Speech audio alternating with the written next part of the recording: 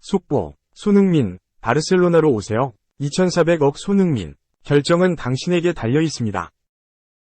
리버풀은 항상 손흥민을 좋아했고 바르셀로나도 관심이 있을 것이다. 손흥민, 30, 토트넘에 대한 이적설이 이어지고 있다. 이번엔 바르셀로나까지 포함됐다.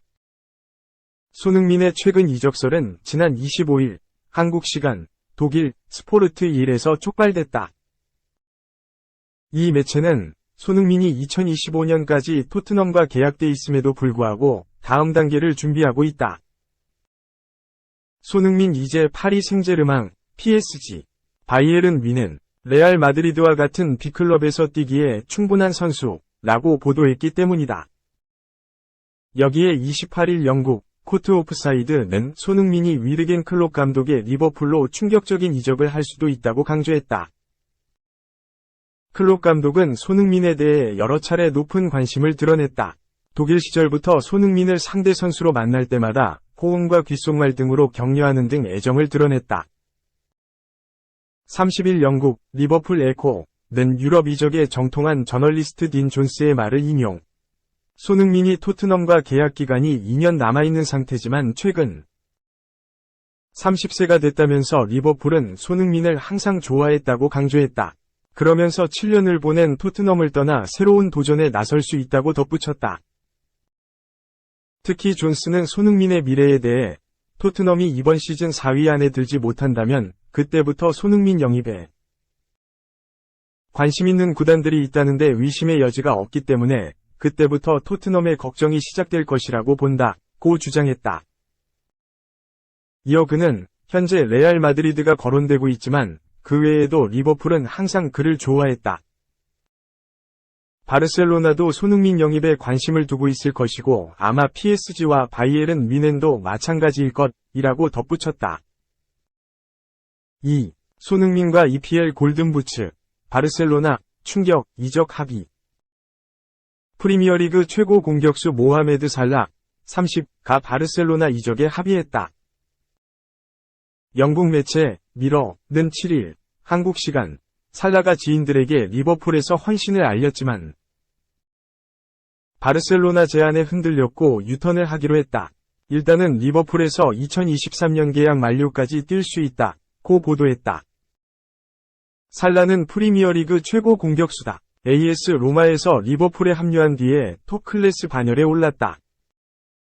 위르겐 클롭 감독 아래에서 압도적인 득점력을 보였고 대부분 시즌에 득점왕 경쟁을 했다. 이번 시즌에도 마찬가지다. 2021 22시즌 전반기에 월드클래스 공격력을 뽐냈다. 시즌 막판에 손흥민과 프리미어리그 득점왕 경쟁을 했는데 개막전부터 23골을 기록하면서 공동 골든부츠를 수상하게 됐다. 올 시즌 리버풀에서 쿼드러플을 노렸지만 프리미어리그와 유럽축구연맹, 우에파, 챔피언스리그 준우승으로 2관왕, FA컵, 리그컵에 머물렀다. 리버풀과 계약 기간은 2023년까지인데 아직까지 재계약 협상이 냉랭하다. 살라는 프리미어리그 최고 대우를 원하지만 리버풀은 빡빡한 주급 체계를 깨고 싶지 않았다. 30대에 접어든 나이에 에이징 커브를 우려하기도 했다. 하지만 살라는 리버풀에서 헌신을 결정했고 지인들에게 리버풀과 재계약을 알리기도 했다. 리버풀과 재계약에 서명하려고 했지만 바르셀로나 제안에 흔들렸다. 바르셀로나가 살라에게 구두 협상을 제안했고 긍정적인 반응을 보였다. 영국 공영방송 BBC 가심란을 살펴보면 살라가 바르셀로나 이적에 합의했다는 소식까지 들린다. 리버풀도 고민이다. 한동안 핵심으로 활약했던 살라의 마네까지 이를 위기다. 마네는 챔피언스리그 결승전 뒤에 의미심장한 말을 했고 독일, 빌트 등에 따르면 바이에른 뮌헨과 3년 계약을 체결했다. 핵심 선수를 대체할 공격수를 물색해야 한다. 지오구 조타, 루이스 디아즈 등이 있지만 숱한 대회 병행을 위해서 영입이 필요하다. 한동안 일각에서 토트넘 핵심 공격수 손흥민과 리버풀을 연결했던 이유다. 물론 토트넘은 손흥민을 다른 팀에 넘길 생각이 없다. 3. 이집트 언론, 바르셀로나, 손흥민 살라 노린다. 손흥민, 토트넘, 이 리버풀의 모하메드 살라, 이집트와 스페인 프로축구 라리가, 일부 리그, 바르셀로나에서 함께 뛸 수 있다는 주장이 나왔다. 살라와 손흥민은 1992년생 동갑이자 2021-22 잉글랜드 프리미어리그, EPL, 공동 득점왕이다.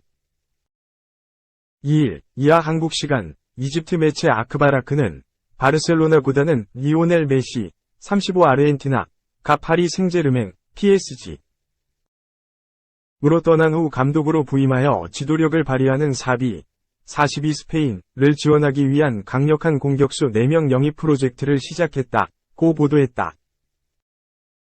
아크바라크에 따르면 바르셀로나는 검은색 위쪽 삼각형 바이에른 뮌헨의 로베르트 레반도프스키, 34 폴란드, 검은색 위쪽 삼각형 살라 검은색 위쪽 삼각형 맨체스터 시티에 가브리에우 제주스, 25 브라질을 프로젝트 추진 대상으로 확정했다. 손흥민은 남은 한 자리에 거론되는 후보 중 최고 스타로 소개됐다. 바르셀로나는 손흥민이 레프트윙으로 큰 도움이 된다고 여긴다며 전한 아크바라크는 사비 감독 역시 자신의 경기 계획과 전술 스타일에 잘 맞는 특별한 능력을 지닌 선수로 손흥민을 평가한다고 덧붙였다.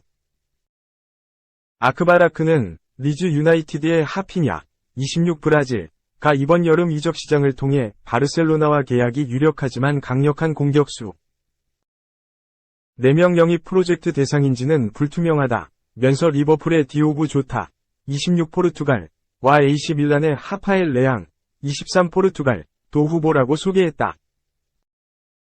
이집트 축구 매체 쿠라 아하드 아샤르는 5월 31일 살라 옆에 손흥민, EPL 공동 득점왕이 함께 뛴다면 끌릴 수밖에 없다.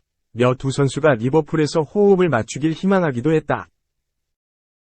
4. 토트넘, 바르사 MF 오퍼했다가 단칼, 거절당한 사연, 여길 어떻게 왔는데. 손흥민 소속팀 토트넘이 FC 바르셀로나 중앙 미드필더를 노렸으나 거절당했다는 소식이다. 스페인, 스포르트는 9일, 바르셀로나에서 뛰고 있는 프랭크 케시에를 데려오기 위해 두 팀이 지난 겨울 나섰다. 한 팀은 전 소속팀 AC 밀란이고 다른 한 팀이 토트넘이라고 소개했다. 이어 케시에의 바르셀로나 내 입지가 예상보다 탄탄하지 않았기 때문이라며 두 클럽의 관심 이유를 밝힌 뒤 하지만 케시에 자신이 제안을 고려하지 않았다. 결국 선수가 제안을 거절했다고 밝혔다. 사실이라면 토트넘은 중앙 미드필더 보강의 필요성도 느꼈다는 얘기가 된다. 1996년생으로 코트디부아르 국적인 케시에는 2017-18 시즌부터 AC 밀란에서 뛰며 5년간 세리에 A 174경기 35골을 기록한 뒤 지난해 여름 바르셀로나로 옮겼다. 케시에는 중원에서 뛰지만 앞으로 나가 공격에도 적극 가담하는 플레이 스타일로 각광받고 있다. 하지만 바르셀로나에서는 달라 라리가에선 12경기 출전했음에도 선발 투입이 2차례밖에 되질 않는다. 교체로 뛰거나 아예 못 뛰는 경우가 적지 않다. 그러다 보니 토트넘이 접근한 것 같은데 케시에 본인은 바르셀로나에 힘들게 온 만큼 주전 경쟁을 더해 이겨내고 싶다는 의사를 드러냈다는 게 보도의 요지다.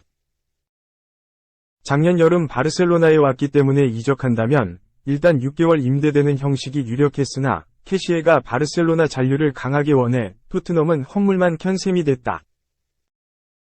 5. 이강철의 마운드 구상, 사실 김광현 양현종부터 꼬였다. 김광현, SSG, 과 양현종, 기아은 고참으로서 많은 경험을 바탕으로 리더가 돼야 한다. 중요할 때 쓸 것이다. 이강철 한국 야구대표팀 감독은 2023년 월드베이스볼 클래식 WBC 투수 엔트리 15인을 구상하면서 김광현과 양현종에게 중책을 맡기려 했다.